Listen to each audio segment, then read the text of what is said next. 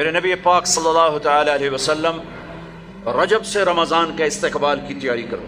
جب رجب کا مہینہ آتا تو آپ اللہم بارک لنا فی رجب و شعبان وبلغنا رمضان، یا اللہ ہمارے رجب شعبان میں برکت دے اور رمضان کا مہینہ ہمارے نصیب فرما. اللہم سلمنا لرمضان، اے اللہ ہمیں رمضان تک سلامتی کے ساتھ پہنچا دے. وسلمہ لنا، اور اسے سلامتی کے ساتھ ہم تک پہنچا دے. وتسلمہ منا، پھر ہمارے روزے اس میں قبول بھی فرما لے. اتنی جلد پہلے سے رمضان کا استقبال فرماتے. شعبان کا چاند خود دیکھنے کی کوشش فرماتے تھے، شعبان کے چاند کو خود دیکھنے کا اہتمام فرماتے تھے، اور چاند نظر آ جاتا تو روزہ رکھتے تھے. شعبان کا، یکم شعبان کا چاند نظر نہیں آتا تھا تو روزہ نہیں رکھتے تھے. چاند نظر آ جاتا تھا شعبان کا تو رمضان کے استقبال کے لیے روزہ رکھتے تھے. اور رمضان قرآن کا مہینہ ہے. شہر رمضان الذی انزل فیہ القرآن، رمضان کا مہینہ جس میں قرآن اترا. حالانکہ ہونا چاہیے رمضان کا مہینہ جس میں روزہ فرض ہوا. وہ آگے کہا فمن شہد منکم الشہر فلیصم، پھر جو مہینے کو دیکھ لے پالے تو روزہ رکھے. لیکن رمضان کا تعارف کیسے ہے؟ رمضان کا مہینہ جس میں قرآن کو اتارا گیا. رمضان کا تعارف قرآن سے ہے. یہ اشارہ ہے کہ یہ مہینہ قرآن کا ہے. اس میں قرآن اترا، اس میں تورات اتری، اس میں زبور اتری، اس میں انجیل اتری، اس میں صحف ابراہیم اترے، صحف موسیٰ اترے. لہٰذا امت کو خاموش پیغام دیا ہے کہ رمضان قرآن کے ساتھ گزارو. موبائل بند کر دو، لیپ ٹاپ بند کر دو، فیس بک بند کر دو، سوشل میڈیا بند کر دو، یہ ٹاک شوز بند کر دو، 1 مہینے کے لیے ٹی وی بند کر دو، اخبار بند کر دو. بس قرآن کے ساتھ بیٹھ جاؤ. مرد یا عورت قرآن کے ساتھ تلاوت بھی کرو اور پشت مقرر کر کے ترجمہ بھی پڑھو. بھائیو بہنوں، میرا درد ہے، میرا دکھ ہے، ہم قرآن سے بہت دور ہو گئے. ہم قرآن سے بہت دور ہو گئے. ہم نے قرآن رکھ لیا ہے صرف ختم پڑھنے کے لیے، فاتحہ پڑھنے کے لیے، یا کسی کی دکان کھلتی ہے تو یاسین پڑھنے کے لیے. ہم نے قرآن فال نکالنے کے لیے، ہم نے قرآن اموات پر پڑھنے کے لیے. یہ ساری باتیں کرو، لیکن قرآن کا موضوع تو ہدایت ہے. قرآن کا موضوع تو ہدایت ہے، اور ہدایت ملتی ہے قرآن پڑھنے سے، اور صرف پڑھنے سے نہیں، سمجھنے سے کہ اللہ کیا کہہ رہا ہے. میں یوں کہتا ہوں، اگر آپ کو سارے قرآن میں کوئی تکلیف ہو رہی ہے تو پورے قرآن میں ٹوٹل 89 80 جمع 9 89 صرف 99 دفعہ میرے اللہ نے کہا ہے یا ایھا الذین آمنو، اے ایمان والو. تو اللہ کیا کہہ رہا ہے؟ مجھ سے بات کرنے لگا ہے. یا ایھا الناس، پوری دنیا سے بات. یا ایھا الذین کفروا، کافروں سے بات. یا اہل الکتاب، عیسائیوں سے بات، یہودیوں سے بات. یا ایھا الذین ہادوا، یہودیوں سے بات ہو رہی. لیکن یا بنی آدم، ساری دنیا سے بات ہو رہی. لیکن آپ کہتے ہیں نا یا ایھا الذین آمنوا. تو اس کی مثال ایسے جیسے آپ سب بیٹھے ہوئے. اب کتنے بیٹھے؟ میں کہتا ہوں بھائی نواز صاحب ذرا میری بات سنیں. میں ان کو یہاں بلا لیتا ہوں، یوں بات شروع کر دیتا ہوں. آپ سب کے دل میں آئے گا کوئی خاص بات ہے، تو خاص بات ہو رہی ہے نا، تو خاص بات ہو رہی ہے. میرا رب قرآن کے 30 پاروں میں، میں قربان جاؤں کتنے تھوڑے ہمیں اللہ نے حکم سنا ہے، صرف 89 دفعہ اے ایمان والو، اے ایمان والو، اے ایمان والو، اے ایمان والو. اس کے بعد اللہ کیا کہتا ہے؟ اللہ کے واسطے اتنا تو پڑھ لو کہ اللہ تو کیا کی جانا دس. اور اس میں ہر دفعہ نیا حکم نہیں ہے، ایک ہی حکم کئی دفعہ آیا ہے. یا ایھا الذین آمنوا اتقوا اللہ حق تقاتہ، یا ایھا الذین آمنوا اتقوا اللہ ولتنظر نفس ما قدمت لغد واتقوا اللہ. یا ایھا الذین آمنوا اتقوا اللہ وآمنوا برسولہ. اتقوا اللہ، اتقوا اللہ، اتقوا اللہ، تکرار کے ساتھ. تو میرے بھائی بہنوں، اتنا تو قرآن دیکھ لو کہ یا ایھا الذین آمنوا کے بعد اللہ کیا کہتا ہے، کیا کہہ رہا ہے. جس کا ترجمہ پسند ہے اس کا پڑھ کے دیکھ لو کہ میرا اللہ مجھ سے کیا کہتا ہے. اللہ کے واسطے قرآن سے دوری ختم کرو. قرآن سے اخبار پڑھنے کے لیے بھی ٹائم ہے، ٹاک شو دیکھنے کے لیے بھی ٹائم ہے، فضولیات کے لیے بھی ٹائم ہے. کرو، آدھا گھنٹہ نکال لو، آدھا گھنٹہ، 15 منٹ، 10 منٹ، چلو ایک آیت.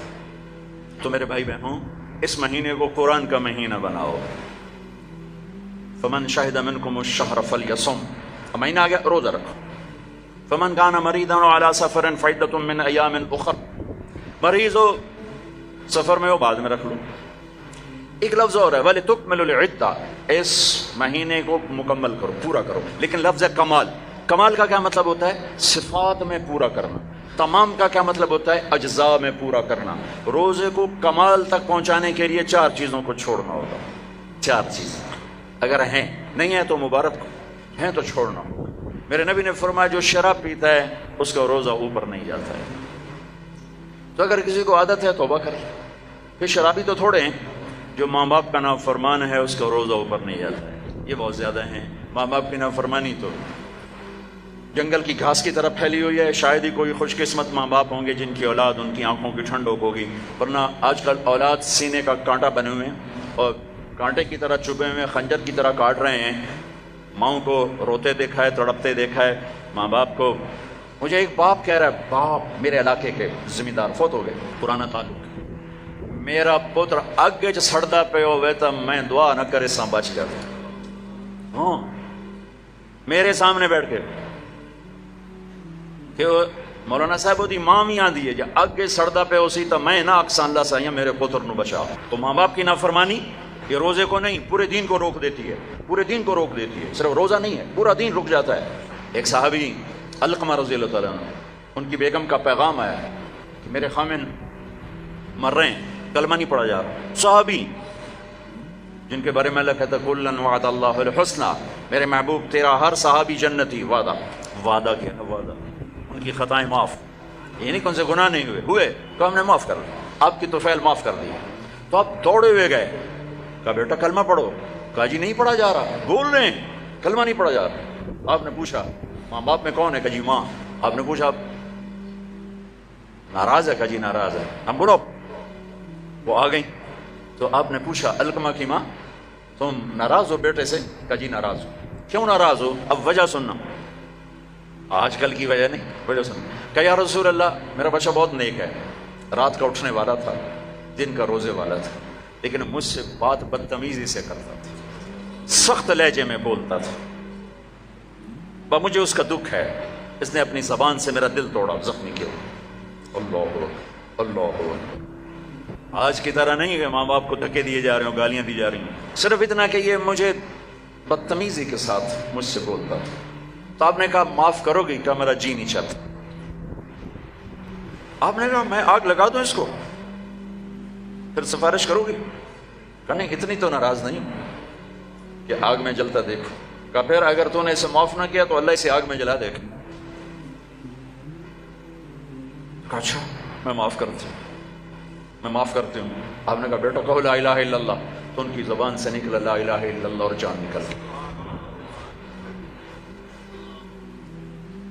پھر آپ نے ان کا جنازہ پڑھا اور جنازے کے بعد آپ نے اعلان فرمایا جس نے ماں باپ کو تکلیف دی اس پہ اللہ کی لعنت، فرشتوں کی لعنت، زمین آسمان کی لعنت. نہ ان کی نماز قبول ہے، نہ روزہ قبول ہے، نہ حج قبول ہے. تو روزے کو روکنے والی چیز ہے شراب، ماں باپ کی نافرمانی. لیکن ماں باپ سے بھی کہتا ہوں ایسے رویے مت اختیار کرو کہ اولاد گستاخ ہو جائے. آج کے 90% ماں باپ اپنی خطاؤں سے اولاد کو گستاخ بنا رہے ہیں. انہیں پتہ نہیں ہے کہ اولاد کو لے کے کیسے چلنا ہے. تربیت چڑھائی چڑھنے کو کہتے ہیں، رب واسے ہے تربیت، اور چڑھائی چڑھنے میں پسینے آتے ہیں، بدن ٹوٹتا ہے. اور آج کی تربیت ہے ڈنڈے مارو بے عزت کرو، ڈنڈے مارو بے عزت کرو، چاہے ماں باپ ہو، چاہے اسکول ہو، چاہے مدرسہ ہو، چاہے وہ مکتب ہو، بے عزت کرو. یہ چیز گستاخی پیدا کرتی ہے. میرے نبی نے کہا اکرموا اولادکم، اکرموا اولادکم، اپنی اولاد کو عزت دو. حضرت علی کا فرمان ہے لأنہم خلقوا لزمان غیر زمانکم، یہ تم سے اگلے زمانے کے لیے پیدا کیے گئے ہیں. اگر اپنے نام کو باقی رکھنا چاہتے ہو تو ان کو عزت دو. اور میرے نبی کیسے عزت دیتے تھے؟ بس فاطمہ رضی اللہ تعالیٰ عنہا گھر تشریف لاتی، کبھی کبھی تو نہیں آتی، دیوار کے ساتھ دیوار ہے، آنا جانا لگا ہوا ہے، لگا ہوا ہے، لگا ہوا ہے. جتنی دفعہ آتی ہیں اور جب آتی، جتنی دفعہ آتی ہیں اور جب آتی، میرے نبی کھڑے ہو جاتے، چار پیر پہ کھڑے ہو جاتے، کھڑے ہو جاتے. اور وہ فاطمہ ہیں، یہ میرے نبی ہیں، یہاں کھڑے ہو کر انتظار نہیں کرتے تھے، آگے بڑھ جاتے تھے، آگے بڑھتے تھے اور آگے بڑھ کر اپنی بیٹی کا ہاتھ پکڑتے، پھر یہاں بوسہ لیتے، پھر ان کا ہاتھ پکڑ کے لاتے، پہلے اپنی بیٹی کو بٹھاتے اور اس کے بعد خود بیٹھتے تھے. سبحان اللہ، کیا کمال ہے، کر کے دکھایا. ہم تو اپنے بیٹوں کا کبھی شاباش ہی نہیں دیتے. میں نے ایک دوست سے کہا یار اپنے بچوں کو کبھی شاباش بھی دیا کر. کہا کس گل کی شاباش دے سارا دن ستے رہتے شاباش دے فلموں میں شاباش دے گانے سنتے شاباش دے. میں کہ یہ تو برائیاں ہو گئیں, کوئی اچھائیاں بھی دیکھ. اچھائیاں بھی ہوں گی, چونکہ ہر انسان کے اندر نیگیٹو تار بھی ہے, پازیٹیو تار بھی ہے. تو ان کی اچھائیوں کو واہ واہ کرو, وہ برائیاں خود چھوڑتے چلے جائیں گے. ہر وقت ٹوکا ٹاکی, ہر وقت ٹوکا ٹاکی, یہ کیوں نہیں کیا, یہ کیوں نہیں کیا, یہ کرنا تھا. اور ایک یہ پڑھائیوں نے تباہ کر دیا ہماری نسل کو, ہماری اولاد کو. 3 سال کا بچہ جسے ماں کی گود کی ضرورت ہوتی ہے, وہ ظالم ماں ہے جو 3 سال کے بچے کو اسکول کے حوالے کر دیتی. تیسرا جس سے روزہ برباد ہوتا ہے, جو رشتہ داروں سے لڑتا ہے, خون کے ماں کے رشتے, باپ کا رشتہ, چچا باپ کا رشتہ, باپ کی طرف سے جو بھی رشتے آ رہے ہیں باپ کی طرف سے, ان سے لڑائی جھگڑے. ماں کی طرف سے رشتہ, خالہ, نانی, نانا, ماموں, باپ کا رشتہ, پھوپھی, پھوپھا, خالہ, خالو, جو ان سے سینگ پھنساتا رہتا ہے, لڑتا رہتا ہے, اس کا روزہ بھی اٹک جاتا ہے, اوپر نہیں آتا ہے. تو بھائی اگر کوئی ایسا لڑائی بڑائی کا چکر ہے, اس سے بھی توبہ کرو, اپنے روزے کو بچاؤ. چوتھا, جو کسی کے لیے دل میں نفرت پالتا ہے, دل میں بغض پالتا ہے, دل میں کینہ پالتا ہے, اس کا روزہ بھی اٹک جاتا ہے. اپنے دل کو بھائیوں بہنوں نفرت سے صاف کرو, بغض سے, کینہ سے صاف کرو. ماں باپ کی دعائیں لو, رشتہ داروں سے صلح کرو, اپنے روزہ بچاؤ, تاکہ اللہ تقوی کا لباس دے اور اللہ کی بارگاہ میں پیشی ہو سکے. میرے محبوب صلی اللہ تعالی علیہ وسلم تو سارا سال ہی روزے رکھتے تھے, سارا سال ہی روزے رکھتے تھے. اور ہمیں اللہ نے سحری عطا فرمائی. پہلی امتوں کو سحری نہیں ملی, ہمیں اللہ تعالیٰ نے سحری عطا فرمائی. ہمیں بھی 24 گھنٹے کا روزہ ملا. افطاری کر کے آنکھ لگی, روزہ شروع ہو گیا, روزہ شروع ہو گیا, جو پہلا ہوتا تھا. تو ہمارا بھی ایسے ہی ہوا. تو ایک صحابی ہیں قیس بن سرمہ, وہ آئے, مزدور تھے, افطاری کا سامان نہیں تھا, بیوی گئی سامان لینے, ان کی آنکھ لگ گئی, ان کو آنے میں دیر ہو گئی. سورج چھپ گیا, دیکھا تو سوئے پڑے, کہا ہائے ابن سرمہ مارا گیا. کیا ہوا؟ کہ روزہ شروع ہو گیا. روزہ شروع ہو گیا. تو وہ دوپہر کو بے ہوش ہو گئے, اور ایک روایت میں تھا نماز پڑھنے گیا, گر کے بے ہوش ہو گئے. اللہ کے نبی کو پتہ چلا, بہت غمگین ہوئے, تو اللہ نے قرآن اتار دیا, چل میرے محبوب تیری امت کو اجازت ہے سحری تک کھاؤ, سحری تک کھاؤ. تو اللہ نے ہمیں سحری عطا فرمائی. ہمارے نبی پاک صلی اللہ تعالی وسلم سحری کے کھانے کی تاکید فرماتے تھے کہ یہ برکت والا کھانا ہے. اللہ اس کے فرشتے سحری کھانے والوں پر برکتیں, رحمتیں نازل فرماتے ہیں. خود ہمارے نبی پاک صلی اللہ تعالی وسلم سحری کا اہتمام فرماتے تھے. آپ تو عام طور پر 2-4 کھجوریں, ایک گلاس پانی, بس آپ کی سحری ہو جاتی. اور آپ افطار بھی ایسے ہی فرماتے تھے کہ صحابی فرماتے ہیں آپ ایسے بیٹھے ہوتے, آپ کے ہاتھ میں کھجور ہوتی تھی, ایسے کھجور لے کے بیٹھے ہوتے تھے. اور ایک صحابی ٹیلے پہ چڑھا ہوتا تھا یا کسی مکان کی چھت پہ چڑھا ہوتا تھا, اور اس کو امر تھا بھائی سورج کو دیکھتے رہنا. آپ کھجور آپ کیسے ہاتھ میں ہوتی تھی. جو ہی وہ کہتا یا رسول اللہ سورج ڈوب گیا, تو آپ فوراً کھجور منہ میں لیتے تھے. پھر اس کے بعد تھوڑا تھوڑا کر کے پانی پیتے تھے. آپ نے پانی پہ افطار کیا ہے, آپ نے دودھ پہ افطار کیا ہے, آپ نے کھجور پہ افطار کیا ہے, آپ نے ستو بھی پیا ہے. اور سحری میں آپ نے روٹی بھی کھائی ہے, کھجور بھی کھائی ہے, دودھ بھی پیا ہے, زیتون کے ساتھ بھی لیا ہے, زیتون اور روٹی کے ساتھ آپ نے افطاری بھی فرمائی. افطاری کی دعوت میں بھی شرکت فرمائی ہے. سعد بن معاذ نے افطاری کی دعوت کی, صحابہ کی, آپ تشریف لے گئے. افطاری کرانا میرے نبی کی سنت طریقہ چلا رہا ہے. سعد بن عبادہ نے افطاری کی, تو آپ اس میں تشریف لے گئے, تو وہاں زیتون, جو کی تازہ روٹی اور زیتون کے ساتھ آپ نے کھانا نوش فرمایا. ایک عجب واقعہ بھی ہوا وہاں. تو وہ یہ ٹائم تو تھا نہیں کہ بھائی ٹائم ہو گیا ہے, تو وہ سورج کو دیکھتے تھے, اور جب بادل ہوتے تھے تو اندازہ کرتے تھے. تو میرے نبی کی موجودگی میں ہوا کہ سب نے خیال کیا سورج غروب ہو گیا, سب نے کھا لیا, تو ایک دم بادل ہٹے تو سورج کھڑا ہوا تھا. تو پھر سب نے اس روزے کی شوال میں جا کر قضا کی. پورے مدینے سے یہ کام ہوا کہ وہ سورج کی موجودگی میں روزہ کھول لیا. جب بادل ہٹے تو پتہ چلا سورج تو بھی کھڑا ہوا ہے. اب ہفتے کو جاتے تھے قبا, ہر ہفتے کو اشراق وہاں پڑھتے تھے. لیکن رمضان میں 17 رمضان, پتہ نہیں کیا وجہ ہے, اس میں کیا حکمت ہے, 17 رمضان آپ قبا تشریف لے جاتے تھے, اور وہاں مسجد میں قیام فرماتے تھے تھوڑی دیر کے لیے, اور پھر وہاں سے آپ واپس تشریف لاتے تھے. اور آخری اشراف اعتکاف, ایک پورا مہینہ اعتکاف کیا, پھر اس کے بعد 10 دن اعتکاف کیا. اور جس رمضان کے بعد آپ اللہ کے پاس گئے, اس سال آپ نے 20 دن اعتکاف کیا. 20 دن. ایک دفعہ اعتکاف آپ نے اٹھا دیا. ایسے ہوا کہ آپ نے اعتکاف میں بیٹھے, تو حضرت صفیہ رضی اللہ عنہ نے آپ سے اجازت مانگی کہ میں بھی آپ کے ساتھ بیٹھ جاؤں گا. بیٹھ جاؤ. انہوں نے بھی, آپ کے لیے خیمہ لگتا تھا, چھوٹا سا خیمہ تھا, اس میں چارپائی ہوتی تھی, اس پر بستر ہوتا تھا, اور کبھی آپ مغرب عشاء کے درمیان نہاتے بھی تھے، چونکہ گرمیوں کا رمضان پایا نا، سارا آپ نے گرمیوں کا رمضان پایا، تو آپ اپنے اوپر پانی ڈلواتے تھے، اور کبھی یوں لیٹ جاتے اور سر آپ کا کھڑکی میں چلا جاتا، اور عائشہ رضی اللہ تعالیٰ عنہا آپ کا سر دھو کے کنگھی فرماتی، تیل لگاتی کنگھی فرماتی۔ آپ پیشاب استنجے کے لیے گھر تشریف جاتے، لیکن سحری اور افطاری اعتکاف کی حالت میں آپ نے گھر نہیں کی، بلکہ مسجد میں آ کے نوش فرماتے تھے۔ تو حضرت صفیہ کی دیکھا دیکھی 2 اور ازواج مطہرات نے بھی خیمے لگا لیے، تو پھر آپ نے اپنا اعتکاف موقوف کر دیا کہ وہ ایک گھر کا ماحول بن گیا، اور اعتکاف کا مقصد ہوتا ہے خلوت اور تنہائی، خلوت اور تنہائی، تاکہ اللہ سے آدمی کھل کے بات کر سکے۔ تو پھر آپ نے وہ اعتکاف شوال میں 10 دن اس کے آپ نے پورے فرمائے، تو آخری عشرے میں آپ اعتکاف کا آپ کا معمول تھا۔ اور ایک چیز آپ نے ہمیں دی، تراویح کی نماز، 3 دن آپ نے نماز پڑھائی، اور چوتھے دن مسجد بھر گئی، باہر بھی جگہ نہ ملی، تو آپ آئے ہی نہیں، شہری تک لوگ بیٹھے رہے۔ تو آپ شہری کے قریب آئے تو آپ نے فرمایا میں دیکھ رہا تھا تم سارے آئے ہوئے تھے، لیکن میں اس لیے نہیں آیا کہ مجھے ڈر لگا کہیں تمہارے اوپر یہ نماز فرض نہ ہو جائے، تکلیف سے بچانے کے لیے نہیں۔ تو پھر اللہ کے نبی کے دور میں صحابہ 5-5 6-6 کی ٹولیاں بنا کر قرآن سنتے تھے، اور کوئی یہاں کوئی یہاں کوئی یہاں، اور رکعت متعین نہیں تھی، کوئی 10 پڑھ رہا ہے، کوئی 8 پڑھ رہا ہے، کوئی 12 پڑھ رہا ہے، کوئی 20 پڑھ رہا ہے۔ صدیق کے دور میں بھی ایسے ہی تھا کہ سارے مختلف ایسے پڑھتے تھے۔ تو عمر رضی اللہ تعالیٰ عنہ نے اپنے دور میں پھر کہا ان سب کو میں جمع کروں گا، سب کو جمع کر کے، اور ابی بن کعب رضی اللہ تعالیٰ عنہ کو امام بنایا، اور آپ نے 20 تراویح باقاعدہ قرآن کے پورے ختم کے ساتھ اس کو آپ نے شروع فرمایا۔ اور ادھر عبداللہ بن صائب رضی اللہ تعالیٰ عنہ کو خواتین کا امام مقرر فرمایا کہ وہ ان کو تراویح پڑھائیں اور اس میں قرآن سنائیں۔ یہ جو حرم شریف میں دعا ہوتی ہے ختم قرآن کی نا، آخری رکعت میں قل اعوذ برب الناس، یہ دعا حضرت عثمان نے شروع کروائی کہ جب قرآن ختم ہو رہا تھا اور آخری 2 رکعت رہ گئیں، تو آپ نے حافظ سے کہا جب قرآن ختم کرو تو دعا کرنا۔ انہوں نے کہا جی کیا دعا کروں؟ کہ جو تیرے دل میں آیا کرنا۔ تو بھائی یہ حضرت عثمان رضی اللہ تعالیٰ عنہ کی سنت ہے کہ پھر انہوں نے یہ دعا منگوانا شروع فرمائی، اور اس وقت سے اب تک یہ امت کا معمول چلا آ رہا ہے۔ اچھا، یہ جو ہم 2-4 تراویح کے بعد بیٹھتے ہیں اور ایک چھوٹی سی دعا پڑھتے ہیں اور پھر کھڑے ہو جاتے ہیں، یہ ترویحہ ہوتا ہے تھوڑی دیر آرام کرنا، ترویحہ تھوڑی دیر آرام کرنے کو کہتے ہیں ترویحہ، ٹھیک ہے؟ اور اس کی جمع تراویح۔ مکے والے کیا کرتے تھے؟ 4 تراویح پڑھنے کے بعد ایک طواف کرتے تھے، پھر 4 رکعت پڑھتے تھے، پھر ایک طواف کرتے تھے۔ انہوں نے تو ساری رات لگ جاتی ہے، وہ جا کے سحری میں مشکل سے جا کے ان کی تراویح ختم ہوتی تھی۔ جب مدینے والوں نے دیکھا یہ تو طواف کرتے ہیں، تراویح پڑھتے ہیں، ساڑھے کول تو بیت اللہ ہے نہیں، آپا کی کریے، انہوں نے 20 کی 40 کر دی، وہ کبھی 40 رکعت پڑھتے تھے۔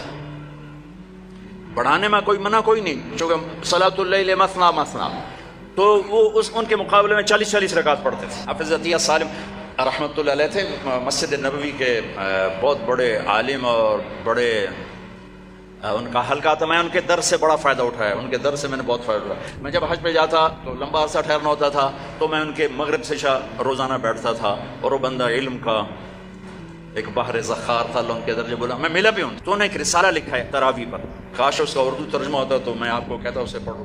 تو اللہ نے ہمیں ایک تراویح کی نماز عطا فرمائی، جس کے ہر سجدے پر حدیث میں آتا ہے 1500 نیکی لکھی جاتی۔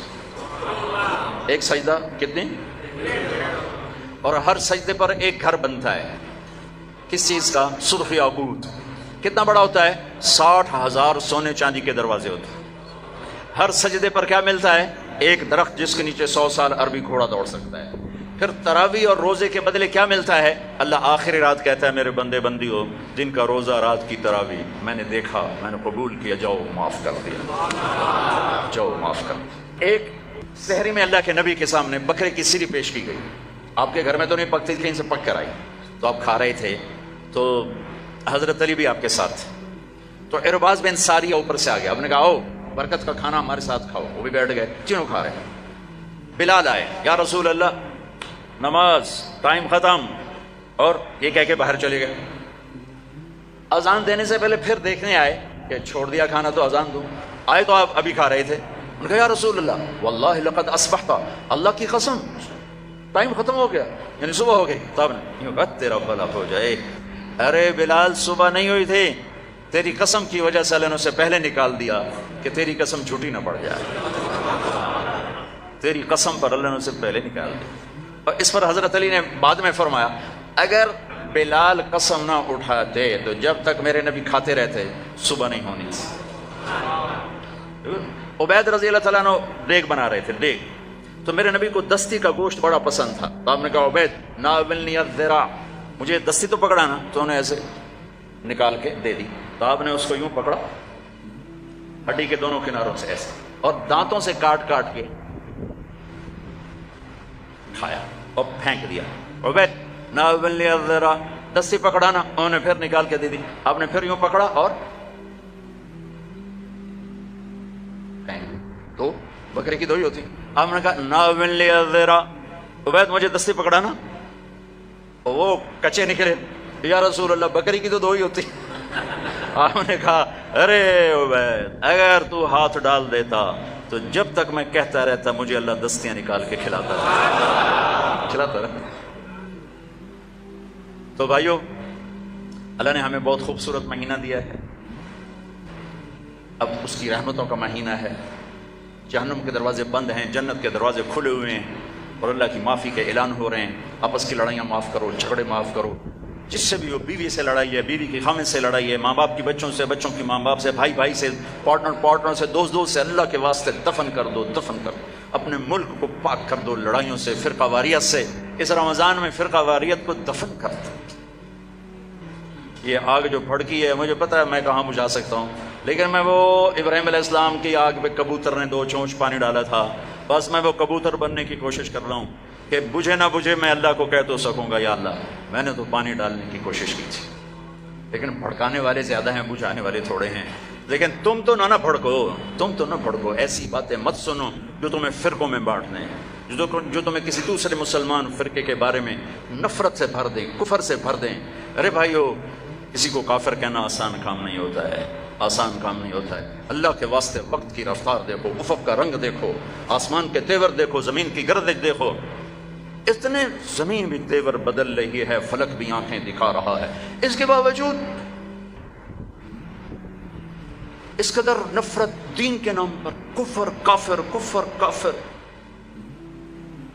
کون جائے گا جنت میں؟ کس کے لیے جنت ہے؟ بھائیو، دروازے اپنے مسلک پہ قابو رہو، دوسرے کو عزت دو، دوسرے کے لیے بھی جنت کا دروازہ کھلا رکھو، صرف اپنے واسطے نہ کرو اسام اندر جا کے تو ود کنڈا لا لینا کہ وڑن ہی نہیں دے، ایسی حماقت نہ کرو۔ میرے نبی کی امت بہت بڑی امت ہے، اور میرا رب بڑا کریم رب ہے۔ اس رمضان کے مہینے کو محبت کا رمضان بناؤ، درگزر کا رمضان بناؤ، راتوں کو تراویح پڑھو، دن میں روزہ رکھو، انشاءاللہ سارے گناہ معاف ہوں گے۔ اور مہینے کے آخر میں ہے مالدار آدمی کے اوپر کہ وہ روزے کی زکوٰۃ ادا کرے، روزے کی زکوٰۃ ادا کرے، جو کشمش کے حساب سے 2000 کے قریب بنتی ہے، کھجور کے حساب سے کوئی 800-900، میں سے اندازاً کہہ رہا ہوں، اور گندم کے حساب سے تو اخبار میں پڑھا تھا 100 روپیہ بنتی ہے۔ لیکن جو لوگ مالدار ہیں، گندم کے حساب سے نہ دو، کشمش کے حساب سے دو، تو انشاءاللہ اس کا آپ کو بہت اجر عظیم عطا